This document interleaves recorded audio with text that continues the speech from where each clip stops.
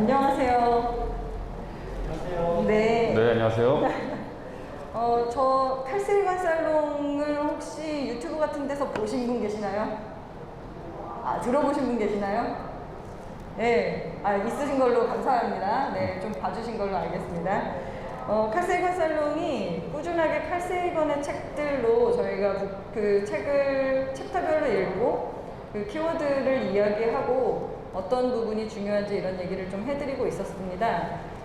오늘은 칼세이관 살롱 특별판으로 브레이킹 바운더리스와 특별한 만남을 가질 예정입니다. 사이언스 북스와 과학책방 갈다가 함께하는 칼세이관 살롱 브레이킹 바운더리스와의 특별한 만남 진행을 맡은 이미영입니다. 반갑습니다. 네.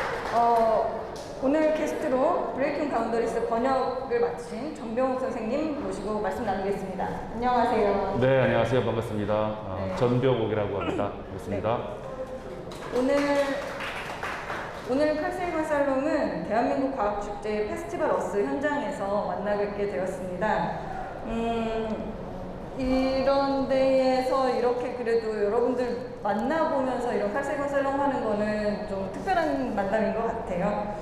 전병욱 소장님은 전에 화학이란 무엇인가 출간하시면서 네. 삼청동 오셔가지고 북토크 해보셨었죠? 네, 했었습니다. 그때. 네, 그래서 저희가 북토크를 오프라인으로 한 지도 꽤 오래됐어요. 중간에 사실은 코로나 때문에 저희도 그렇죠. 계속 온라인으로도 하고 사실 많은 행사들이 취소가 많이 됐었고요. 그래도 대한민국 과학축제 이번에 이렇게 오프라인으로 할 수 있었던 것도 약간 기적인 것 같아요. 그동안 잘 지내셨나요? 네, 잘 지냈습니다. 네. 뭐 특별히 글쎄 잘 살아있으면 되는 것 같아요. 이런 시기가. 그래서 네. 별일 없이 잘 지내고 있고요. 그때 이후로 사실은 화학이란 무엇인가라고 하는 책을 번역해서 출간한 이후로 갈다도 가고 그래서 나름 축제했다. 여기저기 불러주겠지 했는데 마침 또 코로나가 생겨가지고 네. 이렇게 오프라인상에서 이렇게 가게 되니 말씀을 드리는 것도 정말 오랜만인 것 같습니다. 감회가 새롭습니다. 네, 대한민국 과학축제가요, 여태까지는 공공기관에서 주도로 이루어지다가 올해부터 민간에서 같이 하게 되었어요. 근데 이제 같이 기획을 하면서 그 기획의 주제를 무엇으로 할까에 대한 고민을 했었는데 결국은 과학축제라고 한다면 뭔가 우주에서의 지구의 위치와 그리고 지구 위에서의 인간의 위치에 대해서 생각을 해보게 되었습니다. 그렇게 생각을 하다 보니 결국은 우리의 위치는 지속 가능한 지구에 대한 이야기를 할 수밖에 없어서 이번 대한민국 과학축제의 전체 그 주제가 지속 가능한 지구 페스티벌 어스로 만들어졌습니다. 근데 여기에 이 주제에 너무나 맞게 브레이킹 바운더리스가 너무 타이밍 너무 좋게 딱 출간이 되어서 북토크를 함께 할 수 있어서 너무 지금 저 기쁜 상태입니다. 네.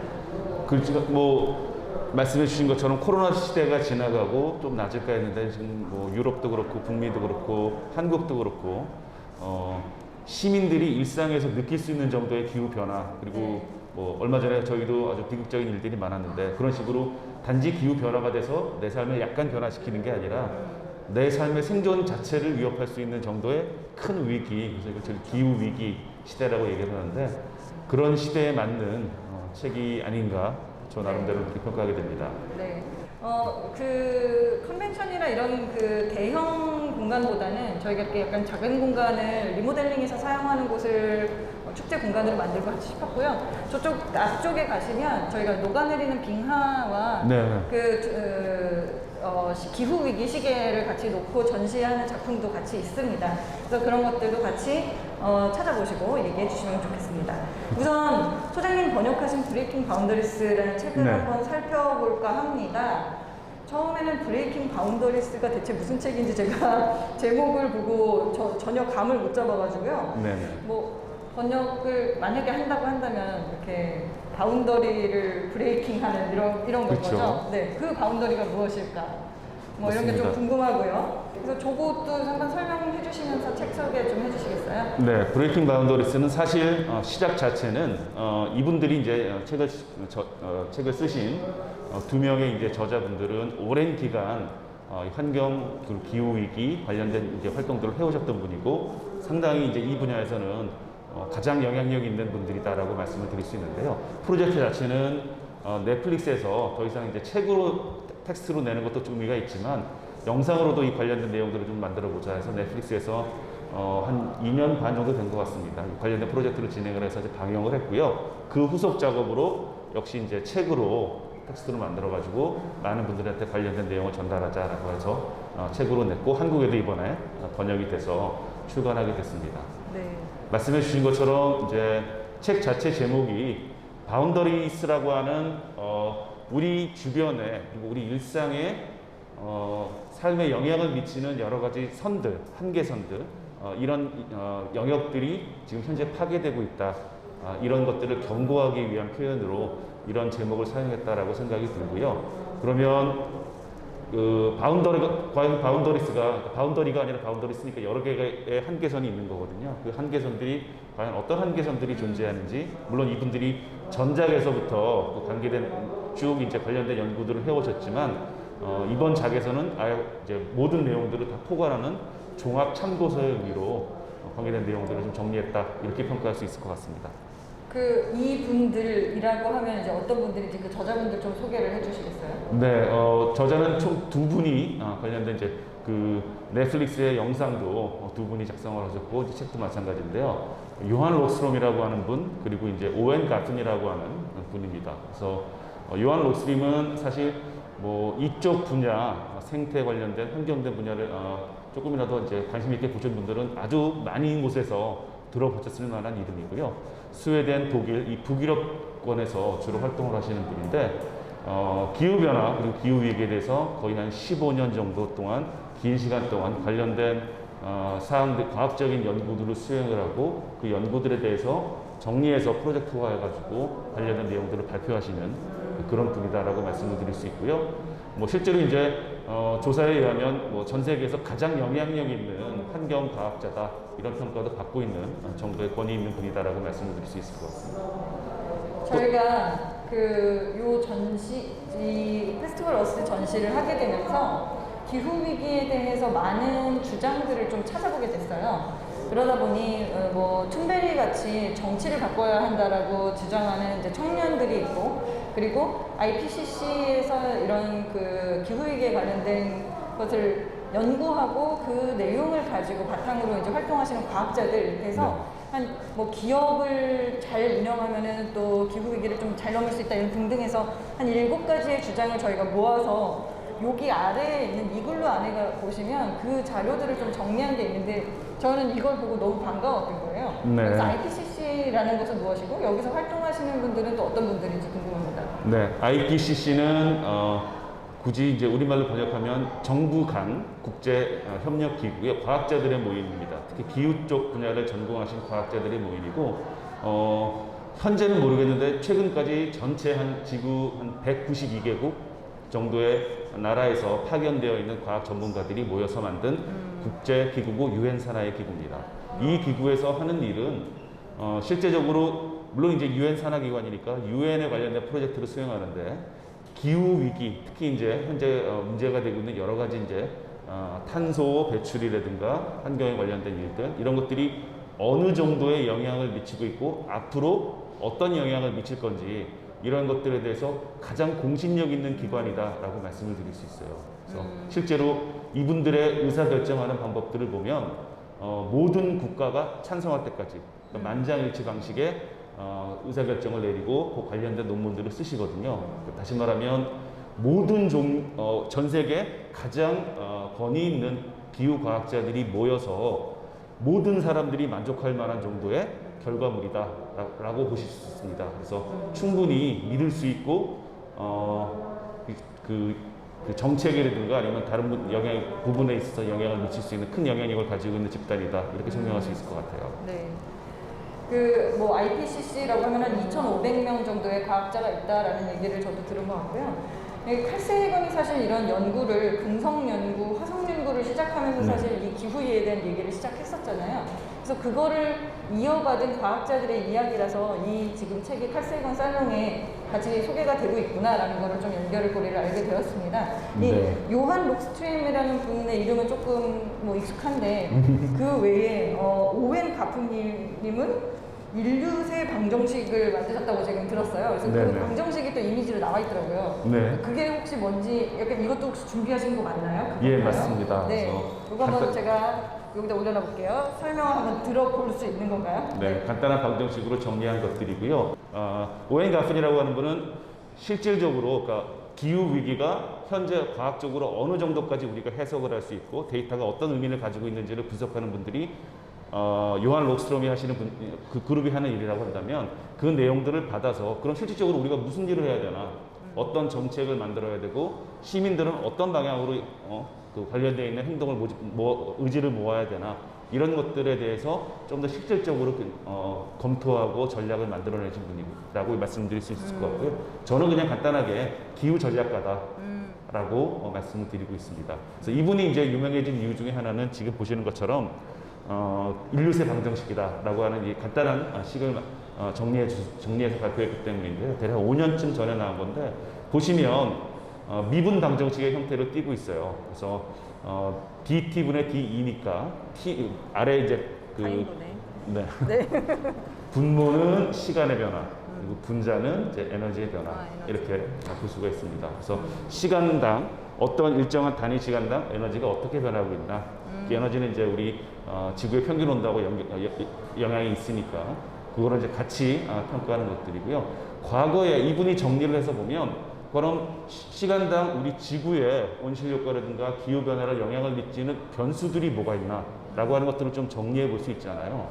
일례로 먼저 언뜻 떠오르는 거는 지구와 태양과의 거리, 이게 항상 일정하지가 않습니다. 시간별로 대략 한 10만 년에서 8만 년 사이에서 계속 변화하고 있거든요. 그래서 지구와 태양과의 거리가 가까우면 아무래도 더 많은 에너지를 받기 때문에 뜨거워질 것이고, 멀어지면 좀 추워질 것이고, 이런 것들이 이제 빙하기, 간빙기 이런 것들을 설명하는 하나의 요소일 수 있는데, 그런 것들을 이제 정리해 놓은 거예요. 그래서 처음에는 첫 번째 보는 식은 이제 3가지 정도 요소가 정리가 되어 있고요, 변수가. 그래서 지금 방금 말씀드린 천체의 운동 방향, 천체의 운동 현상, 이런 것들이고, 또 지구 내부에서 여러 가지 이 생물권 내에서 벌어지고 있는 화산 활동이라든가 이런 변수들도 있을 수 있잖아요. 그래서 지구 내부에서 일어나고 있는 일들, 그리고 또 하나 생물들끼리 생명체, 생태계 내에서 벌어지고 있는 서로 간의 영향력, 이런 것들이 결과적으로 지구의 시간에 의해서 지구의 평균 기온을 변화시키는 핵심 요인이다라고 정리를 한 것이고,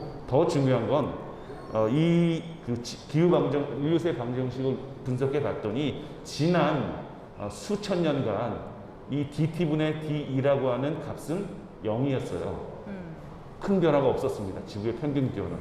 근데 최근 200년간 이 변화량이 굉장히 높아지고 있는 것이죠. 앞으로는 더 높아질 것이라고 보고 있는 것이고, 그렇기 때문에 이분들이 이제 하는 방정식의 의미는, 그러면 기존에 영향을 미칠 거라고 생각하는 요소들이 실질적으로 영향을 미치고 있지 않으니까 걔들은 다 0으로 놓고 실제적으로 영향을 미치는 변수가 뭐냐. 그래서 봤더니 우리가 다 예상하는 것처럼 탄소 배출, 화석연료 중심에 이루고 있는 우리의 현재 문명의 시스템, 이런 것들이 우리의 영향이다라고 정리를 해본 이런 인류세 방정식이다라고 말씀을 드릴 수 있습니다. 네. 방정식이 나와서 다들 반가우셨겠지만, 네. 사실 미분은 어쨌든 기울기잖아요. 그래서 네. 기울기를 이걸로 알려줬다는 사실이 되게 재미있네요. 그러니까 이게 기후 관련된 책들을 보시면 대부분 카테고리가 정책이나 사회 쪽에 가 있어요. 근데 저는 이 책이 되게 반가웠던 것 중에 하나는 실제로 과학자들의 이야기로서 나온 기후 이야기라는 게, 물론 앞쪽에서는 그래서 너무 팩트 폭격을 많이 하셔가지고 되게 물기력해지더라고요. 네네. 그래서 파트 1과 2는 그걸 약간 그래서 끝났나? 약간 이런 생각을 하다가 네. 이제 뒤에 파트 3에서 제일 본격적인 이제 이야기를 과학자로서 얘기를 시작하는 것 같습니다. 그러면 저희 아까 제목에서 제가 한번 여쭤본 것처럼 브레이킹 바운더리스의 그 바운더리스가 왜 바운더리 하나가 아니라 여러 바운더리스인지 그거 한번 설명을 해주시기 위해서는, 얘는 좀 작아서 다른 분들도 나중에 한번 보시면 좋겠지만 요거 한번 설명을 해주시면 되는 걸까요? 네, 알겠습니다. 지금 잘 보이실지 모르겠는데요. 지금 보시면은 지구 환경에 영향을 미치는 요소들라고 이제 설명을 하고, 특히 이제 이 모든 것들은 다 인류의 활동과 관련이 있는 요소들입니다. 그래서 이 작가들은 전작에서도 이 책이 전작이 있거든요. 그래서 그 책도 지구 환경의 경계선 이런 이름으로 아마 발간된 걸로 제가 알고 있는데 그때 이미 지구 환경에 9가지 변수들이 현재 영향을 미치고 있다. 그리고 그 9가지 변수들이 어느 정도의 영향을 미치고 있고 한계선이 과연 어딘가. 과학자의 역할이 그런 걸 거 아니에요. 이게 어디까지 선이 그어져 있나. 그리고 우리가 지금 그 선서부터 어느 정도 거리에 있나. 이런 것들을 정리한 게 이 9가지 경계선이다라고 말씀을 드릴 수 있고 보시는 것처럼 기후 변화, 지구의 평균 온도에 관계된 것부터 오존층 다 들어보셨던 내용들일 것 같아요. 그리고 쭉쭉쭉 가보면 우리 화학 물질들, 특히 플라스틱을 중심으로 이루어지고 있는 이 화학 물질들이 과연 어느 정도 지구 생태계에 영향을 미치고 있나 이런 것까지 9가지로 정리를 해놓은 사항이고요. 9가지가 동등하게 영향을 미치고 있는 것은 아닙니다. 보시는 것처럼 기후변화 이런 것들은 굉장히 큰 임팩트를 가지고 영향을 가지고 있고 다른 것들은 상대적으로 좀 적을 수도 있고 또 현재 한계선과 우리와의 거리를 또 계산을 해보면 한계선에 매우 가깝게 간 그런 영향 요소들도 있을 거고 아직은 좀 거리가 있는 것도 있을 거고 그런 것들을 이 그래프에 지금 보시는 것처럼 이렇게 정리를 해놓은 상태입니다. 그래서 빨간색으로 보이시는 그 환경 요소들이 실제로 우리가 선에 거의 근접해 갔다. 혹은 이제 매우 불길한 얘기긴 하지만 혹은 선을 넘은 거 아닌가? 이제 이런 생각까지 판단이 되어지고 있는 상황이고요. 실제로 최근에 나온 논문들은 우리가 선을 넘었다라고 하는 그 얘기들을 많이 합니다. 그 선이 이제 일반적으로 티핑 포인트라고 하는 변곡점을 얘기하게 되는데 환경 관련된 관련된 뉴스들을 좀 보신 분들은 티핑 포인트에 관해서 여러 과학자들이 경고하고 걱정하고 하는 내용들을 보실 수 있을 거예요. 그래서 지금 보시는 것처럼 이렇게 빨간색으로 표시되어 있는 그리고 이제 가장 바깥에까지 영향을 미치고 있는 요소들이 티핑 포인트에 매우 근접해 있거나 확실하지는 않지만 아마도 티핑 포인트를 살짝 넘어선 정도, 금을 밟은 정도, 이 정도까지 판단이 되고 있고 우려가 되고 있는 상황들이고요. 상대적으로 원 안쪽에 초록색이나 파란색 쪽으로 원 안쪽에 있는 것들은 아직까지는 조금 여유가 있는 이런 상태입니다. 그래서 이 그래프를 보시면 실제 지금 우리 기후 환경이 어떤 요소들이 중요한 상황이 되고 있고 현재 큰 영향을 미치는 요소가 뭐고 상대적으로 조금 여유가 있는 게 뭐고 이런 것들을 그림 하나로도 좀 설명이 가능한 그런 내용이다라고 말씀을 드릴 수 있을 것 같아요.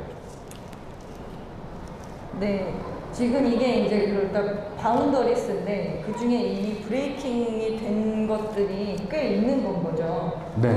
어떻게 보면 되게 계속 반복되는 이야기일 수도 있어서 그냥 원래 하던 얘기 아니야? 약간 이런 느낌도 약간 있긴 있지만 여기에서는 이게 실제로 얼만큼을 넘었는지 아니면 지금 이게 얼만큼이 있으면 깨질 건지 이런 것들을 하나씩 얘기를 해주고 계시는 거죠? 네, 그렇습니다. 그래서 실제로 이 책의 1부와 2부 내용을 보시면 현재 이런 영향을 미치는 9가지의 요소들이 어떤 경계선을 가지고 있고 그 경계선에서 우리가 어느 정도 거리에 있는지 그리고 얼마나 빠른 속도로 이 경계선에 우리가 가고 있는지 이런 것들을 정리해 놓았고요. 이게 현재 나와 있는 책들 중에서는 제 생각에는 가장 최근의 과학적인 사실들을 포괄하고 있다고 말씀을 드릴 수 있습니다. 그래서 제가 항상 이 책을 번역하고 소개할 때마다 기후변화에 대한 가장 친절한 참고서다, 자습서다 이런 말씀을 드리는데 그런 의미에서 이제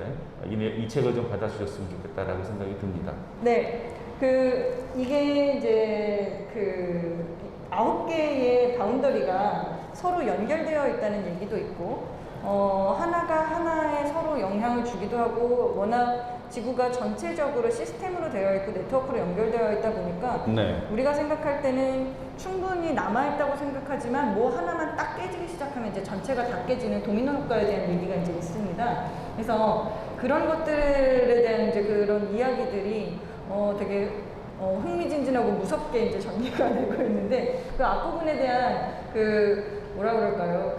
이들이 얘기하는 팩트에 대한 이야기들 중에서 번역하시면서 가장 조금 더 인상적이었거나 원래 알고 있던 사실이었지만 이건 다시 이렇게 생각해봐야겠구나라고 했던 부분들이 있으신가요? 그런 부분들이 사실 이 책에서는 아까 말씀드린 것처럼 굉장히 많은 과학적 지식들을 최근에 발견한 과학적 지식들을 함축시켜 놓은 책이다라고 말씀을 드렸는데 일단은 첫 번째로는 제가 몇 년 전에 알았던 것보다 지금 상황이 더 안 좋습니다. 매우 빠르게 안 좋아지고 있다라고 하는 게 첫 번째 제가 발견한 내용들이고 그런 생각도 많이 들어요. 제가 시민사회단체나 이런 데서 강의도 많이 하는데 그런 거죠. 왜 이거를 이렇게 중요한 얘기를 왜 지금 얘기하느냐? 왜 그걸 내가 지금 알게 하느냐? 이런 뭐랄까 이런 하소연, 원망 네. 이런 너무 것도 많이 오래전부터 얘기를 하고 있었지만 내 귀에 들어온 건 이제니까. 맞습니다. 네. 그리고 특히나 이제 이 책에서 포괄하고 있는 새로운 과학적 지식들은 비교적 최근에 알게 된 내용들이고요. 칼 세이건도 예전에 말씀을 하셨고 그리고 요한 러스도 얘기를 하지만 알면 알수록 마음이 굉장히 초조해지는 조급해지는 이런 영향이 있다라고 말씀을 드릴 수 있을 것 같고요. 네. 근데 저는 사실은 조금 처음에는 좀 불안하다가 이 책을 읽어가면서 좀 더 약간 냉철해졌다고 할까요? 그게 그냥 어떤 적 같은 게 되게 이렇게 두리뭉실하게 있는 것보다 정말로 눈앞에 왔구나 이렇게라고 단정지어서 얘기를 해주시니까 나중에는 약간 이렇게 마음을 내려놓게 되는 그런 효과가 있기는 있었어요. 그래서 이게 긍정적인 효과인지 물론 책의 뒷부분에서는 그걸 바탕으로 얘기를 하긴 하지만 그 앞부분에서 만약에 책을 읽다가 포기하시는 분들을 위해서 뭔가 하실 얘기는 있을까요? 글쎄요. 근데 일단은 이 책의 그 서문에 이 책의 현재 우리가 처하고 있는 상황에 대해서 절벽을 내려가는 자동차와 가드레일 이런 비유를 통해서 얘기를 하는데 사실은 어두운 밤에 절벽을 뭔가 내 차가 내려가고 있는 것 같은데 헤드라이트는 꺼져 있고 가드레일은 있는 것 같은데 브레이크도 잘 안 들고 이런 상황은 굉장히 불안하고 위험하잖아요. 근데 여러 과학자들의 도움으로 가드레일이 저만큼이 있구나. 내가 지금 현재 어느 속도로 가고 있구나 라고 하는 것만 제대로 알아도 사실은 막연한 불안감에서는 조금 벗어나서 과연 내가 어떻게 해야 되나 우리는 어떻게 해야 되나 이런 식으로 해법을 조금씩 찾아갈 수 있는 상황이 될 것이다 라고 생각이 들고요. 아마 이 작가들도 그런 차원에서 처음서부터 이제 관련된 비유를 하면서 책을 전개한 거 아닌가 싶습니다. 네, 그러면 그 앞에 부분에 계속 말씀드리는 우리가 진짜로 어디 있는가를 과학자가 뼈 때리는 말로 얘기해 주시는 거 외에 그 이후에 그러면 우리가 경계를 우선 확인을 했으니까 그럼 경계에서 어떤 걸 노력할 수 있는가에 대한 개념들이 이제 얘기 나오기 시작하는 것 같습니다. 네. 여기서 이제 탄소의 법칙이라는 단어가 나와요. 네네. 그거에 대한 개념을 좀 설명을 해주시겠어요? 네, 탄소의 법칙은 이분이 이것도 마찬가지로 약간은 썰렁한 유머, 저는 그렇게 느꼈어요. 어떤 거에 대비돼서 만든 개념이냐면 반도체 분야에서 무어의 법칙이라고 하는 아마 반도체 쪽에 안 계시더라도 한두 번은 들어보셨을 것 같아요. 무어의 법칙은 뭐냐면 반도체의 회로를 처리하는 성능이 18개월마다 2배씩 증가한다 라고 하는 게 무어의 법칙이고 물론 지금은 그렇게까지 빠르게 증가하지는 않지만 어떠한 그 정보 처리 능력, 어떤 능력이 시스템의 능력이 일정한 기간 동안 기하급수적으로 늘어나는 이런 것들이 이제 무어의 법칙으로 설명이 되고 있는데요. 탄소의 법칙도 마찬가지입니다. 이거는 탄소의 법칙은 우리 반대로 가자. 일정한 시간 동안 우리는 항상 반으로 줄이자. 경험적으로 그 탄소 배출을 그래서 2030년까지 현재 대비 탄소 배출을 반으로 줄이고 2050년까지 또 반으로 줄이고 또 그거에 반으로 줄이고 하는 방법을 통해서 결론적으로는 빠른 시간 안에 탄소 중립이라고 하는 탄소 배출이 네트로 따졌을 때 0이 되는 이 지점까지 탄소의 법칙 곡선을 따라가서 우리 이 시스템을 변경해 나가자, 전환시켜 나가자라고 하는 것들이 이제 이분이 말씀하고 싶었던 내용이다라고 말씀드릴 수 있어요. 너무 그냥 이론적인 숫자 아닐까라는 생각이 좀 드는데 물론 되게 좋죠. 반 줄이고. 근데 우리가 항상 인간들과 인류들을 보면 이게 가능할 거라고 별로 생각이 잘 안 들잖아요. 네. 네. 근데 이제 이게 과학자가 내놓은 답이라고 하기에는 너무 과학자스러운 답은 아닐까요? 그러니까 이명 선생님이 말씀하신 것처럼 지금 저희가 얘기한 정도까지 얘기하는 건 그래도 좀 쉬워요. 과학적인 사실이 있고 물론 과학적인 사실을 알기 위해서 굉장히 많은 노력이 필요하겠지만 아무튼 데이터가 보여주고 있는 내용을 얘기할 수는 있으니까 굉장히 쉽습니다. 그리고 그 데이터를 바탕으로 해서 과학자들이 요새 뭐 얼마나 시뮬레이션을 잘해요. 그래서 시뮬레이션 딱 해놓으면 우리는 이러이러한 루트를 경로를 따라가서 탄소의 법칙에 의거해서 탄소 배출량 그리고 탄소 중립을 이루어야 된다라고 하는 것까지 얘기하기 쉬운데 문제는 어떻게 그런 탄소 배출을 줄 거냐. 지금 당장 뭐 최근에 뭐 우크라이나에 일어나는 전쟁 같은 걸 해서 갑자기 이제 탄소 중심의 어떤 화석 연료에 대한 디맨드, 수요가 굉장히 높아지고 있는 이런 상황인데 인류가 아무리 고상한 그리고 매우 지적으로 아니면 합리적인 정책 결정을 내렸다고 하더라도 그것을 모든 사람들이 일괄적으로 질서에 맞게 그 내용을 진행해 나간다. 이런 거는 사실 제가 봐도 우리가 인류를 너무 높게 평가하는 거죠. 호모사피엔스가 현명한 인간이라고 얘기는 하지만 우리가 과연 그렇게까지 현명하냐? 그건 아닌 걸 수도 있을 것 그리고 같아요. 아마 너무 이론적인 이야기에서 끝날 거라고 기대하지는 않고요. 그러면 실제로 우리는 무엇을 전환하면은 우리에게 희망을 보여주실 수 있는지 몇 가지로 나눠서 있는 걸로 알고 있습니다. 네. 그러면은 그런 것들을 좀 지금 몇 가지로 이렇게 분류해서 좀 얘기를 소개를 해주시겠어요? 네, 아까 말씀드린 것처럼 이 책의 공동 저자 중에 한 명이 이제 오웬 가픈이라고 하는 분이 있다고 기후 전략가다 이렇게 평가를 할 수 있다고 말씀을 드렸는데 이 책이 가지고 있는 나름의 장점, 나름의 미덕이라고 한다면 과학적으로 우리 현재 상황이 어떻다라고 하는 것 그게 이제 2부에서 기술이 되어 있고요. 그리고 1부는 그러면 과학적으로 우리가 현재 이러한 상황에 놓여 있는데 그게 과연 지구한테는 무슨 의미가 있나 그거를 알려면 사실 지구의 오래된 과거서부터 지구의 메커니즘 이거를 알아야 필요가 있잖아요. 그래서 1부는 그런 내용들이 쭉 정리가 되어 있습니다. 그래서 1부, 2부만 보셔도 굉장히 재미있는 과학적 사실들을 많이 알 수 있는데 이 책의 장점은 3부가 있다는 거예요. 3부는 이제 오웬 가픈이라고 하는 사람이 특히나 더 많은 영향을 끼치셨는데 그러면 무슨 일을 어떤 방식으로 언제까지 해야 되나 이게 뭐 흔히 우리가 얘기하는 전략이다라고 말씀을 드릴 수 있잖아요. 그래서 이 책에서는 크게 보면 대략 6가지 정도의 요소들을 전환시켜야 된다라고 하는 걸로 정리를 해서 우리 시민들이 관련된 내용들을 이해를 하고 행동을 할 수 있게끔 안내를 하고 있습니다. 그래서 그 6가지 내용들이 실제 이제 에너지서부터 우리 경제 시스템, 불평등 이런 것들로 쭉 이제 정리가 되어 있거든요.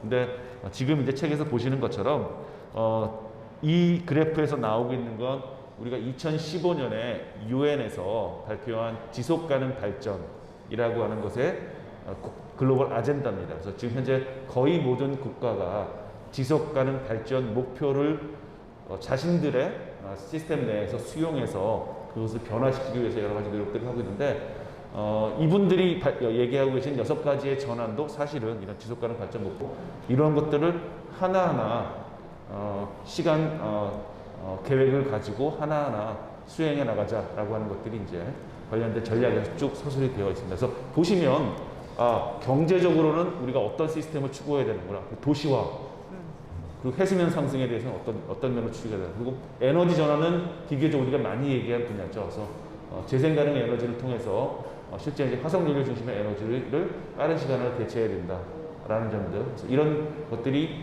구체적인 숫자 그리고 과거 사례 그리고 실제 성공 사례 각각의 그 지구 여러 곳에서 벌어지고 있는 일들 중에서 실제 성공 사례 이런 것까지 같이 망라돼서 우리가 할 수 있다. 어려운 상황이면 분명하지만 인류는 새로운 해답을 찾을 수 있고 그 해답을 맞는 나름의 전략을 가지고 있다라고 하는 것들을 비교적 자세하게 안내하고 있는 그런 내용이라고 말씀을 드릴 수 있을 것 같아요.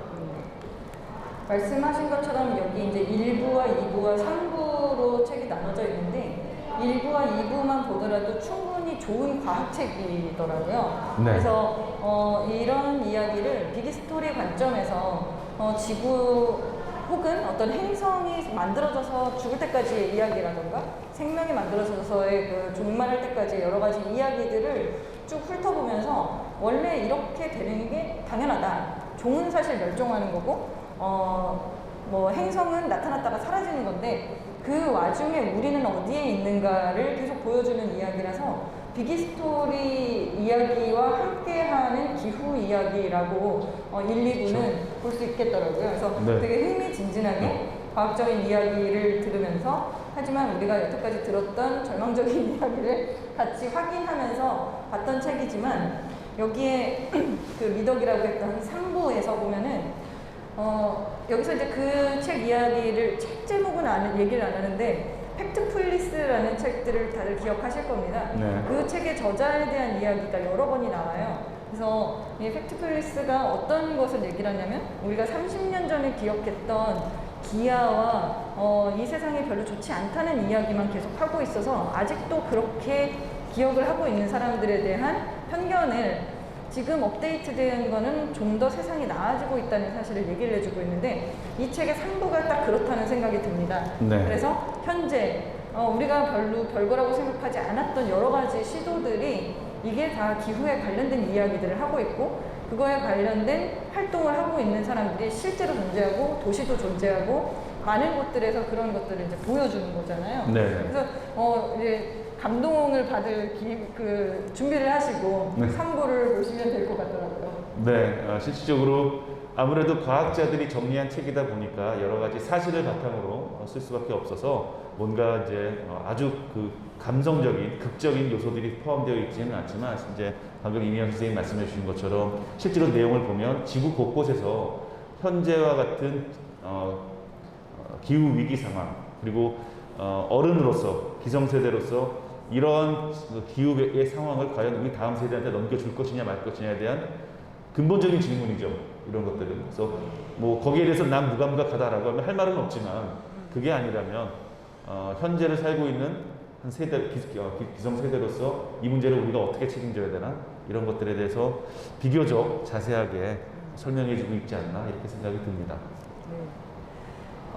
뭐 좀 더 이 책의 그 이거를 지지하는 것 같은 느낌의 이제 옆과 앞을 조금 보자면 서문을 그레타 툰베리가 썼어요. 네. 네. 사실 이게 연결이 될 수도 있고 안 될 수도 있고 저희 아까 말씀드린 것처럼 기후 위기를 해결하겠다고 주장하는 되게 많은 다양한 사실 관점들이 있는데 그 중에 그레타 툰베리가 이 책에 대해서 그래도 반가워하며 이런 서문을 쓸 수 있었던 이유들이 이제 그런 내용이 있지 않을까라는 생각이 들었습니다. 네, 툰베리가 사실은 기후 변화에 관련해서 가장 역설적이지만 가장 큰 스피커예요. 실제 현재까지는. 그래서 저 역시 굉장히 놀라운 그런 눈으로 바라보게 되는데 한국에서도 마찬가지로 기후 파업 뭐 혹은 이런 이제 학생들이 10대 학생들이 조직화해서 여러 가지 이제 관련된 뭐 액티비티도 하고 이런 뭐 일들을 좀 벌이고 있었는데 사실은 이제 코로나 기간 동안은 어려우니까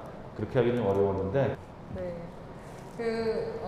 칼 세이건 얘기를 안 할 수는 없을 것 같습니다. 저희 칼 세이건 살롱이고요. 저는 칼 세이건에 대한 이야기를 이제 책을 읽으면서 가장 충격적인 일 중에 몇 가지가 우리가 지금까지 하고 있는 많은 그 무브먼트 운동들 중에 칼 세이건이 참여했던 것들이 되게 많다는 사실이 되게 충격이었거든요.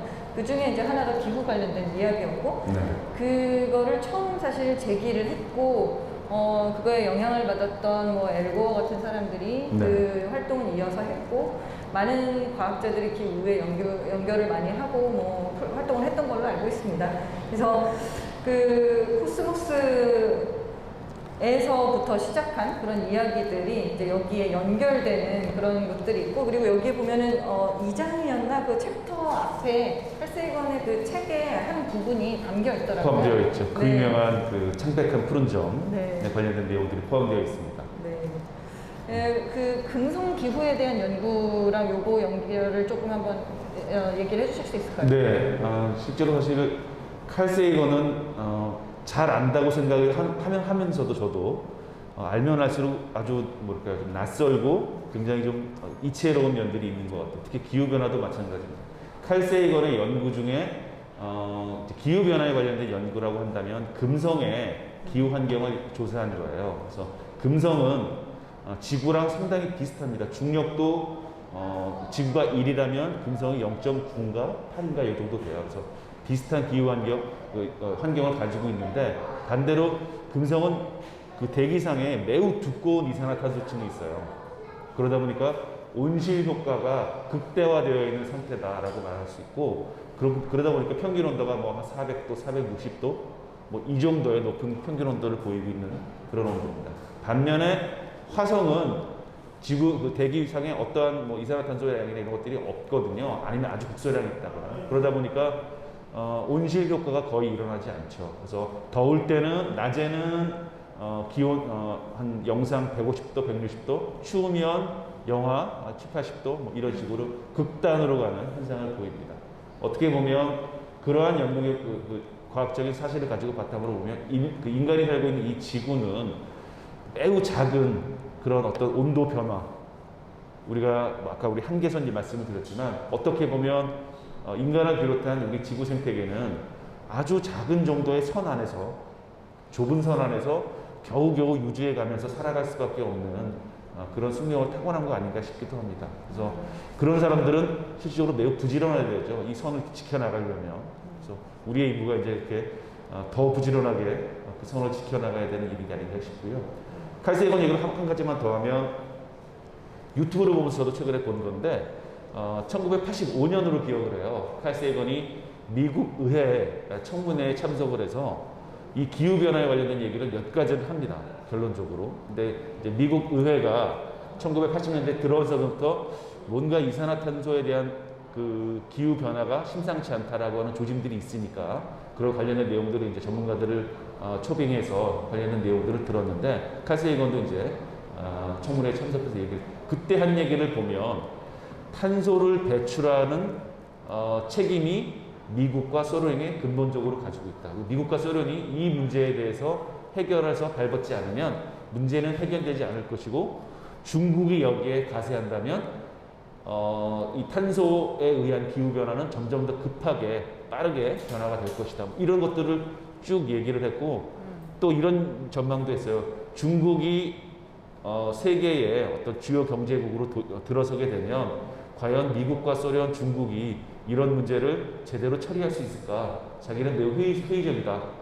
이런 얘기까지 하더라고요. 그래서 그런 얘기 보고 지금 뭐 거의 40년 가까이 지났는데 현재 상황을 비교적 정확하게 얘기했다라고 말씀을 드릴 수 있을 거고, 그 화면은 유튜브에 나와 있습니다. 화면을 보면 미국 의회니까 그 상원 의원 자리에 그 초선 상원의원인 엘 고어가 아주 앳된 얼굴로 이렇게 앉아 있습니다.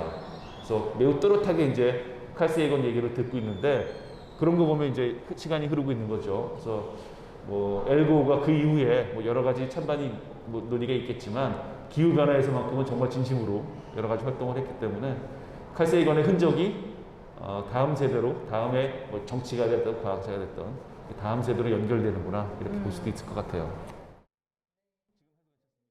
네, 사실 이제 칼 세이건이 금성에 대한 얘기를 하시면서 이 코스모스와 브레이킹 바운더리스가 만나는 지점도 생기는데요. 특히나 이제 금성에 관련된 기후 연구를 통해서 이산화탄소가 얼마나 위험한 온실 효과를 만들어내는지, 이런 것들이 이미 칼 세이건 시대에 정리가 되어 있고, 그런 것들로 가고 있는 우리 현재의 지구 상태, 이런 것들에 대해서 여러 가지 이제 경고를 많이 하셨습니다. 그래서 그 경고한 내용들을 조금 우리가 좀 내용을 좀 볼 필요도 있는데요. 네. 그 코스모스 1980년판의 코스모스의 4장이 천국과 지옥으로 금성 이야기잖아요. 이 부분 한번 인용구 가져와 봤습니다. 읽어볼게요. 지구의 경우 또 다른 요인 때문에 풍경과 기후가 바뀐다. 그것은 지적 생물의 활동이다. 금성처럼 지구에도 이산화탄소와 수증기가 존재하므로 온실효과가 작용한다. 온실효과가 없었다면 지구 전체의 평균 온도는 영하에 머물렀을 것이다. 온실효과 때문에 지구의 바다는 액체적 상태를 유지할 수 있었고 생물은 살아남을 수 있었다. 어느 정도의 온실효과는 이렇게 생명에게 유익하다. 금성처럼 지구에도 약 90기압의 이산화탄소가 있다. 기체 상태가 아니라 석회암이나 다른 종류의 탄산염 형태로 지각에 존재한다. 지구가 지금보다 태양과 아주 조금만 더 가까웠다면 지구의 기온은 현재보다 약간 높았을 것이고, 그 때문에 이산화탄소의 일부가 암석에서 대기 중으로 분출하게 됐을 것이다. 이산화탄소의 증가는 온실효과를 높이는 쪽으로 작용할 것이고, 이에 따라서 지표의 온도 역시 더 상승할 것이다. 이제 더 뜨거워진 표면 온도는 더 많은 양의 탄산염들을 이산화탄소로 기화시켜서 온실효과는 한층 더 효율적으로 작용하게 된다. 즉, 온실효과의 폭주로 말미암아 지구의 표면 온도가 현재보다 무척 더 높아질 가능성이 있다. 실제로 이런 폭주 현상이 금성의 초기 역사에서 벌어졌던 것 같다. 지구보다 금성이 태양에 더 가깝기 때문이다.